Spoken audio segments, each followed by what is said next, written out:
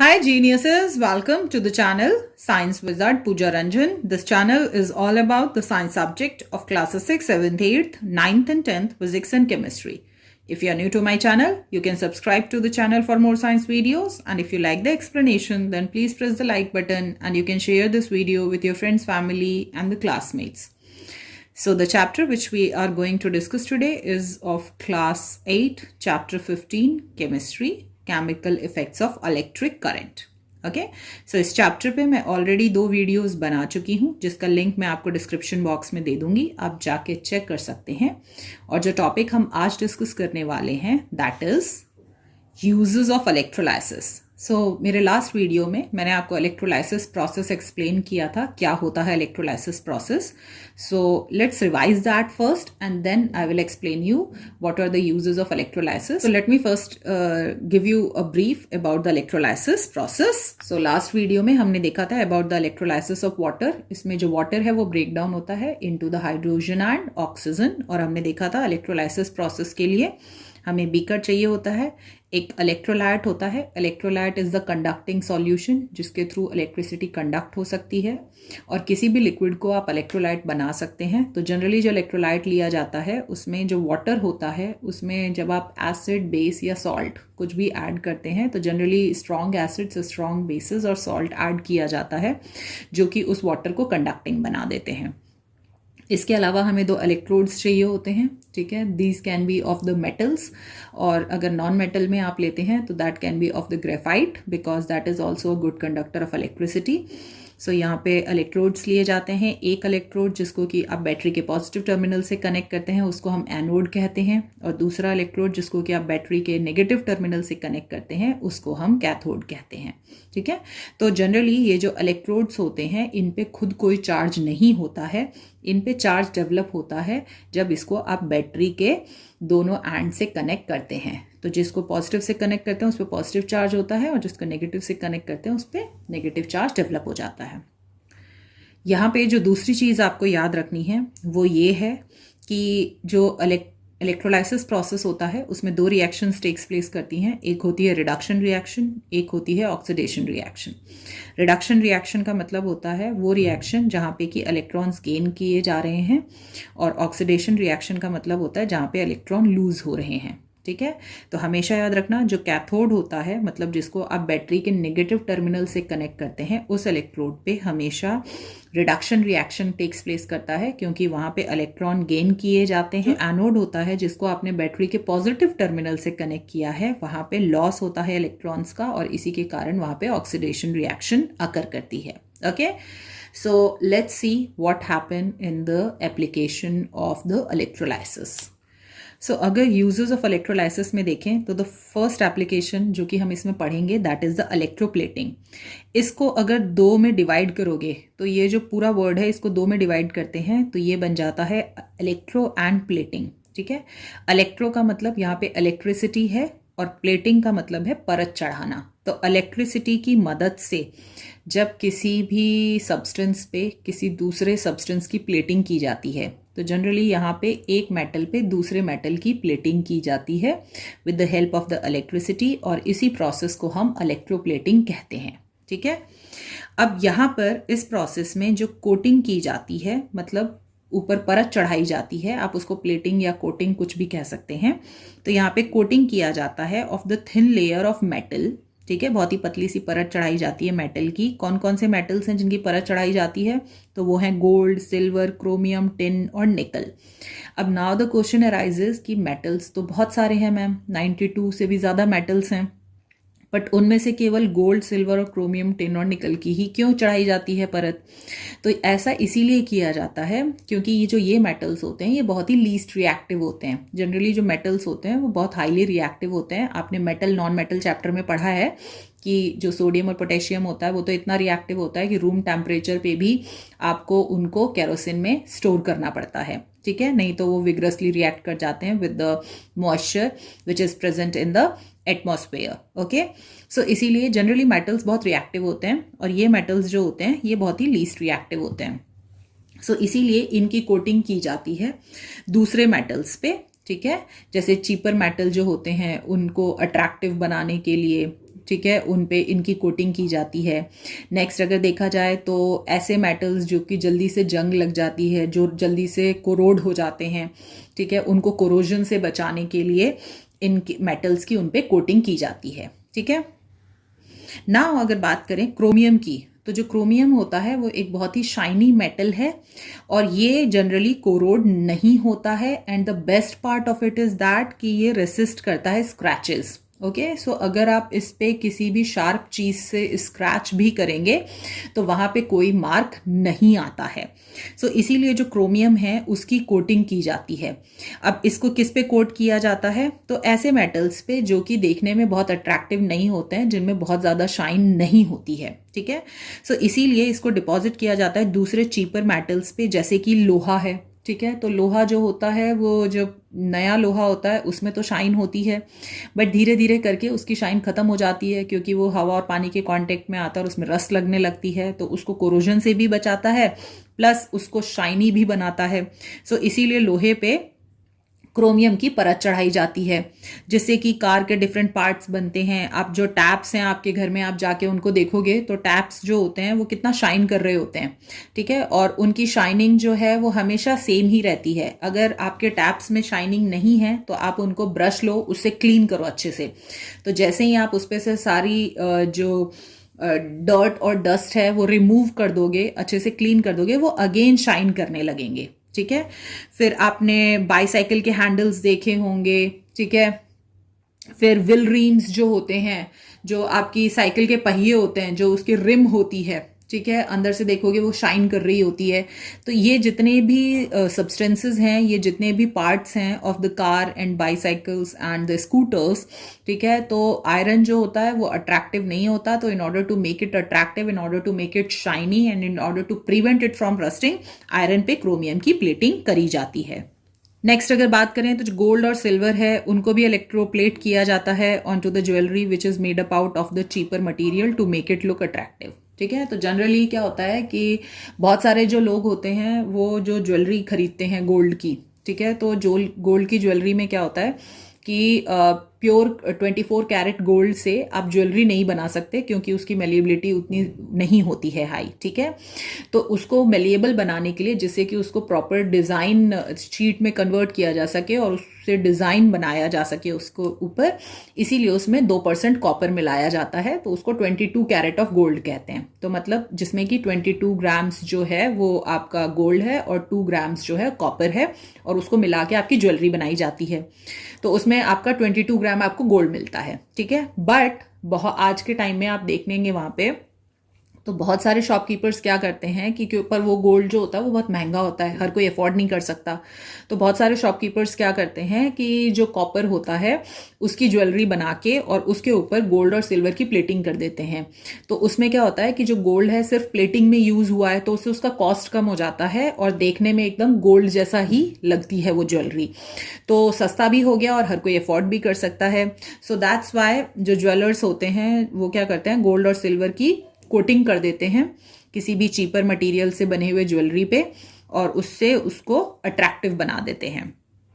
Next बात करें तो जो आयरन के कैंस होते हैं, ठीक है, तो आपने मेटल एंड नॉन मेटल में पढ़ा है कि जो लोहा होता है वो किसी भी एसिड के संग ईजिली रिएक्ट कर जाता है और इसीलिए उसमें हमें कभी भी जो पिकल्स हैं वो स्टोर करके नहीं रखने चाहिए। ठीक है, सेम वे में यहाँ पे आयरन के किसी भी कंटेनर में जो फूड है वो जल्दी स्टोर नहीं करना चाहिए क्योंकि बहुत सारे जो फूड होते हैं एसिडिक होते हैं।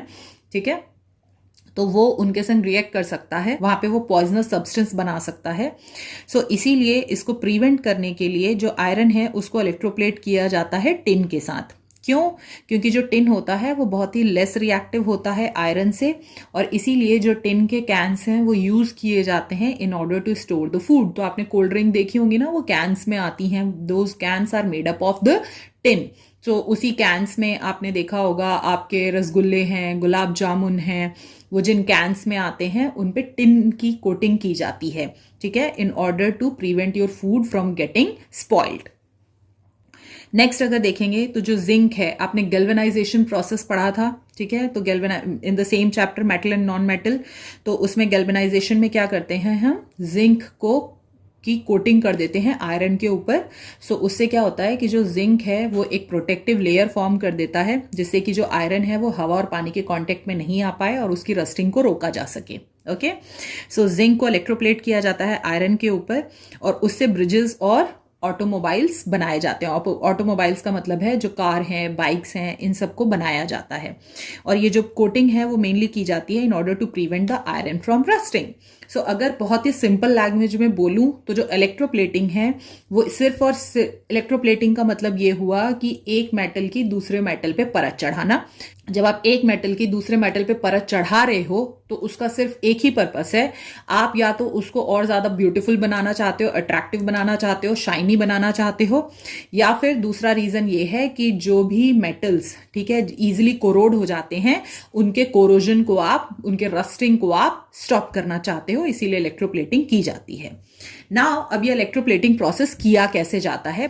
सो यहां पर जो हम इलेक्ट्रोप्लेट करने वाले हैं, सो यहां पे हम इलेक्ट्रोप्लेट करेंगे एक मेटल ऑब्जेक्ट को with the copper in the laboratory. ठीक है, सो एक कोई मेटल का ऑब्जेक्ट ले लेंगे, सपोज आपने आयरन का कोई ऑब्जेक्ट ले लिया और उसके ऊपर अब हम यहाँ पे कॉपर की परत चढ़ा रहे हैं। ठीक है, सो यहाँ पे आपको क्या चाहिए, सेम जो इलेक्ट्रोलाइसिस प्रोसेस में हमको चाहिए होता है। तो हमने यहाँ पे क्या लिया है, बीकर लिया है। बीकर में आप यहाँ पे ये देख सकते हैं लिक्विड यहाँ तक फिल्ड है प्रॉपर। ठीक है, अब ये जो लिक्विड होता है इसको हम क्या कहते हैं, इलेक्ट्रोलाइट। इलेक्ट्रोलाइट क्या होता है, कोई भी कंडक्टिंग सॉल्यूशन, मतलब जिसके थ्रू इलेक्ट्रिसिटी कंडक्ट हो सके। इलेक्ट्रिसिटी कंडक्ट होने के लिए क्या चाहिए होता है, लिक्विड में आयंस की जरूरत होती है। आयंस कहाँ से आएंगे, जब आप उसमें कोई भी एसिड, बेस या सॉल्ट मिलाओगे। ठीक है, तो यहाँ पे आप देखोगे जो इलेक्ट्रोलाइट लिया हुआ है वो है कॉपर सल्फेट सॉल्यूशन। अब यहाँ पे जब आप इलेक्ट्रोप्लेटिंग करते हैं एक मेटल की दूसरे मेटल पे, तो जो सबसे इंपॉर्टेंट चीज आपको ध्यान रखनी है वो ये है कि जब भी आप अपना इलेक्ट्रोलाइट लेंगे तो वहां पे आपको पानी में उस मेटल का सॉल्ट लेना है जिसकी आप इलेक्ट्रोप्लेटिंग कर रहे हो। ठीक है, अब यहां पे अगर आप देखोगे तो मैं किसकी परत चढ़ा रही हूं, कॉपर की परत चढ़ा रही हूं। ठीक है, किस पे चढ़ा रही हूं, एक मेटल का स्पून है। ओके, सो अब मैं मेटल के स्पून पे कॉपर की परत चढ़ा रही हूं। तो अगर मैं कॉपर की परत चढ़ा रही हूं तो मुझे इलेक्ट्रोलाइट में कॉपर का ही सॉल्ट लेना पड़ेगा। ओके, सो यहां पे जो कॉपर का सॉल्ट लिया गया है that is the copper sulphate. Okay, अगर मैं यहां पे गोल्ड की परत चढ़ा रही हूं तो इलेक्ट्रोलाइट में मुझे गोल्ड का सॉल्ट लेना पड़ेगा। अगर मैं सिल्वर की परत चढ़ा रही हूं तो इलेक्ट्रोलाइट में मुझे सिल्वर का सॉल्ट लेना पड़ेगा। ठीक है, सो यहां पे इलेक्ट्रोप्लेटिंग में एक चीज बहुत इंपॉर्टेंट ध्यान रखनी है कि आप जिसका भी प्लेटिंग कर रहे हो, मतलब जिसकी भी परत चढ़ा रहे हो, उसको उसी के सॉल्ट से आपको इलेक्ट्रोलाइट फॉर्म करना है, मतलब पानी में उसी का सॉल्ट ऐड करना है। तो क्योंकि यहां मैं कॉपर का प्लेटिंग कर रही हूं तो यहां पे मैं कॉपर का सॉल्ट लूंगी और कॉपर का जो सॉल्ट होता है वो होता है कॉपर सल्फेट। तो इसीलिए मैंने यहां पे इसमें कॉपर सल्फेट ऐड किया है। ठीक है, तो ये मेरा इलेक्ट्रोलाइट हो गया। अब आते हैं एनोड और कैथोड। ठीक है, अब एनोड और कैथोड यहाँ पे कौन कौन से लोगे आप, तो एनोड और कैथोड के लिए हमें एक तो वो मेटल लेना पड़ेगा जिसकी हम परत चढ़ा रहे हैं और दूसरा वो मेटल लेना पड़ेगा जिसपे हम परत चढ़ाएंगे। तो पहली चीज कि जिसकी परत चढ़ाते हैं, ठीक है, सो अगर मान लो मैं कॉपर की प्लेटिंग कर रही हूं तो जो एनोड है वहां पे वो वाला मेटल लेते हैं जिसकी प्लेटिंग की जाती है, और कैथोड जो है मतलब नेगेटिव टर्मिनल के बैटरी से वो वाला मेटल कनेक्ट किया जाता है जिस पे प्लेटिंग की जाती है। So let me make it easy for you. So इसको इजी करने के लिए मैंने बीकर लिया, इसमें इलेक्ट्रोलाइट फिल किया जो कि कॉपर सल्फेट का सॉल्यूशन है। एक कॉपर प्लेट लिया जिसको मैंने पॉजिटिव टर्मिनल से कनेक्ट किया बैटरी के, तो उस पर पॉजिटिव चार्ज है इसलिए वो एनोड है। ठीक है, कॉपर प्लेट, और एक मेटल स्पून लिया जिसपे कि हम प्लेटिंग करने वाले हैं और उसको मैंने कनेक्ट किया to the negative terminal of the battery, इसीलिए वो कैथोड इलेक्ट्रोड है। ठीक है, अब यहाँ पे इजीली याद रखने के लिए कुछ पॉइंट्स हैं जो बहुत इंपॉर्टेंट हैं, जो कि आपको याद रखने हैं वाइल डूइंग द इलेक्ट्रोप्लेटिंग। सबसे पहला पॉइंट ये है कि वो मेटल जिसकी प्लेटिंग की जाती है, मतलब जिसकी परत चढ़ाई जा रही है, उसको हमेशा एनोड पे रखते हैं। ठीक है। तो अगर आप कॉपर की प्लेटिंग कर रहे हो किसी भी मेटल पे तो कॉपर एनोड पे रहेगा, गोल्ड की परत चढ़ा रहे हो किसी मेटल पे तो गोल्ड एनोड पे रहेगा, सिल्वर की परत चढ़ा रहे हो किसी मेटल पे तो सिल्वर एनोड पे रहेगा, जिंक की परत चढ़ा रहे हो किसी मेटल पे तो जिंक को एनोड पे रखना है, ठीक है। दूसरा इंपॉर्टेंट पॉइंट, मेटल जिस पर प्लेटिंग की जाती है, ठीक है। अब जो भी मेटल आपने लिया है जिसको आपको कोरोजन से बचाना है या जिसको अट्रैक्टिव बनाना है, शाइनी बनाना है, जिस पे परत चढ़ानी है, उसको हमेशा कैथोड पे रखते हैं, ठीक है। जैसे अब मान लो कि मुझे जिंक को इलेक्ट्रोप्लेट करना है आयरन पे, तो हमेशा याद रखना कि जो जिंक है उसकी प्लेटिंग कर रही हूं, ठीक है। तो जिसकी प्लेटिंग की जाती है उसको हमेशा रखते हैं एनोड पे, ओके। और जिस पे प्लेटिंग की जाती है, लोहे पे उसकी परत चढ़ा रही हूं तो जिस पे प्लेटिंग की जाती है उसको हमेशा रखना है कैथोड पे, ठीक है। यहां पे अगर इस वाले एग्जांपल में देखोगे तो यहां पे लोहे को रस्ट से बचाने के लिए टिन की प्लेटिंग कर रहे हो, तो टिन कहां आएगा, टिन आएगा एट द एनोड और लोहा कहां जाएगा, एट द कैथोड। सो यहां पे गोल्ड और सिल्वर को इलेक्ट्रोप्लेट कर रहे हो मेटल पे, चीपर मेटल पे, तो जिसकी प्लेटिंग कर रहे हैं कौन है, वो गोल्ड और सिल्वर। तो ये दोनों कहां पे आएंगे, इन दोनों को कनेक्ट करना है आपको एनोड से, और जिस चीपर मेटल पे प्लेटिंग कर रहे हैं उसको हम कनेक्ट करेंगे कैथोड से। तो पहली चीज तो ये याद रखनी है इलेक्ट्रोप्लेटिंग में कि जिसकी परत चढ़ा रहे हैं वो हमेशा एनोड पे रहेगा और जिस मेटल पे परत चढ़ा रहे हैं वो हमेशा कैथोड पे रहेगा। दूसरी चीज, अब वो मेटल जिसकी प्लेटिंग करते हैं उसी का सॉल्ट मिक्स करते हैं पानी में इलेक्ट्रोलाइट बनाने के लिए। अब इलेक्ट्रोलाइट भी बनाना है आपको, ठीक है, इलेक्ट्रोप्लेटिंग करने के लिए। अब जो इलेक्ट्रोलाइट है वो कैसे प्रिपेयर करते हैं, हम पानी में या तो एसिड मिक्स करें या बेस मिक्स करें या सॉल्ट मिक्स करें, ठीक है। तो जब आप इलेक्ट्रोप्लेटिंग कर रहे हो तो वहां पे एक चीज बहुत इंपॉर्टेंट ध्यान रखनी है कि जिस मेटल की परत चढ़ानी है उसी मेटल का सॉल्ट लेना होता है आपको इन द इलेक्ट्रोलाइट, ठीक है। और इसके साथ आप कुछ drops of acid, strong acid और स्ट्रॉन्ग बेस भी डाल सकते हैं, okay, in order to make it more conducting. So यहां पर अगर आप देखोगे तो मैं जो इलेक्ट्रोप्लेटिंग हम लोग मेथड पढ़ रहे हैं इसमें आप किसकी प्लेटिंग कर रहे हो, सो यहां पर मैं कॉपर की प्लेटिंग कर रही हूं मेटल के स्पून पे। तो अगर मैं जिस मेटल की प्लेटिंग कर रही हूं उसी मेटल का सॉल्ट मुझे पानी में मिक्स करके इलेक्ट्रोलाइट बनाना है, तो मैं कॉपर की प्लेटिंग कर रही हूं क्योंकि कॉपर प्लेट है ये, तो इसीलिए मुझे कॉपर का ही सॉल्ट लेना पड़ेगा। तो कॉपर का एक सॉल्ट होता है CuSO4, तो मैं कॉपर सल्फेट लूंगी सॉल्ट, उसको पानी में घोलूंगी और उसको घोलने के बाद यहां पे जो मेरा सॉल्यूशन बनेगा वो होगा मेरा electrolyte for conducting this electroplating process, ठीक है। अब अगर मैं यहां पे आपको जिंक की परत चढ़ा रही हूं, ठीक है, तो जिंक की परत चढ़ा रही हूं तो मुझे यहां पे जिंक का सॉल्ट लेना पड़ेगा, जिंक सल्फेट। अगर मैं गोल्ड की परत चढ़ा रही हूं तो गोल्ड का सॉल्ट लेना पड़ेगा, सिल्वर की परत चढ़ा रही हूं तो सिल्वर का सॉल्ट मुझे पानी में घोल के इलेक्ट्रोलाइट बनाना पड़ेगा। तो ये बहुत ही 3 इंपॉर्टेंट चीजें ध्यान रखनी है इलेक्ट्रोप्लेटिंग प्रोसेस में कि जो इलेक्ट्रोलाइट होता है उसमें हमेशा उसी मेटल का सॉल्ट मिलाया जाता है जिस मेटल की प्लेटिंग करनी होती है। क्यों होता है मैं समझाऊंगी। दूसरा, जिस मेटल की प्लेटिंग करते हैं उसको हमेशा एनोड पे रखते हैं, मतलब उसको बैटरी के पॉजिटिव टर्मिनल से कनेक्ट करते हैं, और जिस मेटल पे प्लेटिंग करते हैं उसको हमेशा नेगेटिव टर्मिनल से कनेक्ट करते हैं, वो एज अ कैथोड एक्ट करता है, ठीक है। अब आपने ये सारा प्रोसेस कर लिया, ठीक है, आपने दोनों को पॉजिटिव और नेगेटिव टर्मिनल से कनेक्ट कर दिया, जो कॉपर प्लेट थी उसको पॉजिटिव टर्मिनल से कनेक्ट कर दिया, यहाँ पे बैटरी के जो इस मेटल स्पून था उसको नेगेटिव टर्मिनल से कनेक्ट कर दिया, आपने इलेक्ट्रोलाइटिक सॉल्यूशन भी बना लिया कॉपर सल्फेट डाल के पानी में, और अब आपने इन दोनों को इस इलेक्ट्रोलाइट में डिप कर दिया, ठीक है, आपके एनोड और कैथोड को। जब भी आप डिप करेंगे तो यहाँ पे एक बहुत ही इंपॉर्टेंट चीज याद रखनी है कि दोनों इलेक्ट्रोड्स जो हैं एक दूसरे को टच नहीं करने चाहिए, दोनों इलेक्ट्रोड्स एक दूसरे से अलग अलग रहने चाहिए, ठीक है। Now the next is that, जैसे ही आप स्विच ऑन करेंगे, ठीक है, और वहां से जैसे ही स्विच ऑन करेंगे तो इस पूरे सर्किट में करंट फ्लो होने लगेगा। करंट फ्लो होने लगेगा तो हम लोग इलेक्ट्रोलाइसिस में क्या करते हैं, by passing the current only we are conducting the chemical reactions. Okay, so यहाँ पे जैसे ही इलेक्ट्रिक करंट फ्लो होगा तो वहां पर कुछ घंटों के बाद आप देखेंगे कि वहां पे केमिकल रिएक्शन होगी. What is the chemical reaction which takes place in the electrolysis process? Loss and gain of electron, जो कि मैंने आपको लास्ट वीडियो में भी समझाया था. तो जब आप आधा घंटा इस प्रोसेस को होने दोगे, ऐसे ही छोड़ दोगे, तो आधे घंटे के बाद आप देखोगे कि ये जो आपकी कॉपर की प्लेट है ये पतली होती जा रही है. ठीक है, और ये जो मेटल है इसके ऊपर इस कॉपर की परत चढ़ती जा रही है. अब ये मेटल स्पून जो है वो धीरे धीरे आपका ब्राउन कलर का दिखने लगा है क्योंकि उसके ऊपर कॉपर आके जम रहा है.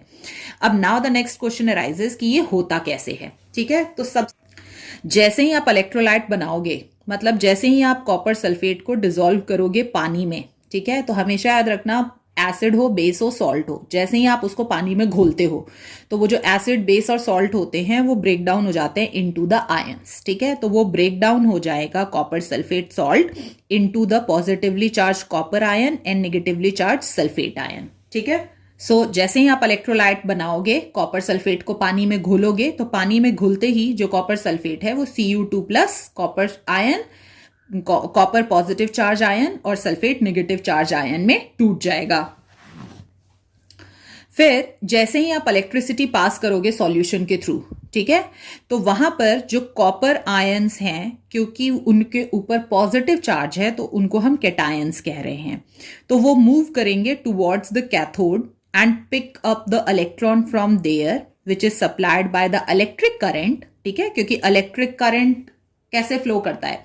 इलेक्ट्रिक करंट करता है flow due to the flow of the electrons, और इलेक्ट्रॉन्स जो हैं वो नेगेटिव से पॉजिटिव टर्मिनल की तरफ फ्लो करते हैं और इलेक्ट्रिक करंट पॉजिटिव से नेगेटिव टर्मिनल की तरफ. ठीक है, तो इसीलिए जो कॉपर है, आपका कॉपर आयन कैटायन, वो अट्रैक्ट होगा कैथोड की तरफ और वहां पर जाके वो इलेक्ट्रॉन ले लेगा जो कि इलेक्ट्रिक करंट के द्वारा सप्लाई किए जा रहे हैं, और फिर वो डिपॉजिट हो जाएगा कैथोड पे एज अ कॉपर एटम.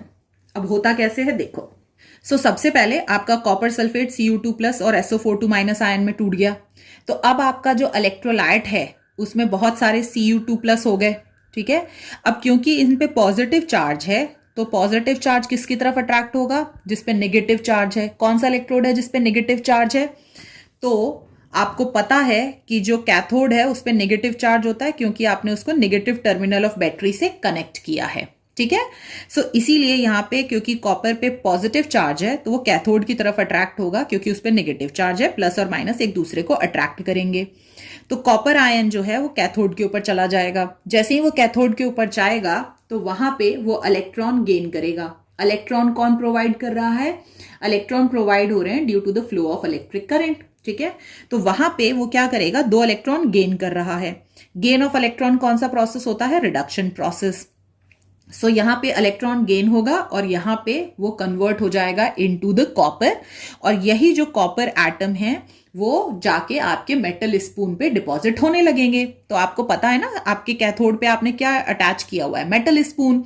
तो वहां पे कॉपर आयंस जा रहे हैं, इलेक्ट्रॉन गेन कर रहे हैं और वहां पे कॉपर एटम में कन्वर्ट हो रहे हैं और धीरे धीरे करके पूरे मेटल स्पून पे कॉपर के एटम्स डिपॉजिट हो जाएंगे और कॉपर की जो लेयर है वो फॉर्म हो जाएगी मेटल स्पून पे.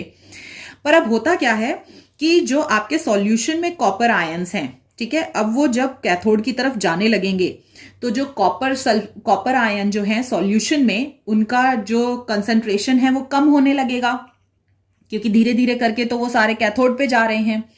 तो उसको बैलेंस करने के लिए आपने जो एनोड पे कॉपर प्लेट लिया हुआ है, ठीक है, वहां पर जो कॉपर एटम्स हैं इस कॉपर प्लेट में, वो कॉपर एटम्स क्या करेंगे? इलेक्ट्रॉन लूज करेंगे.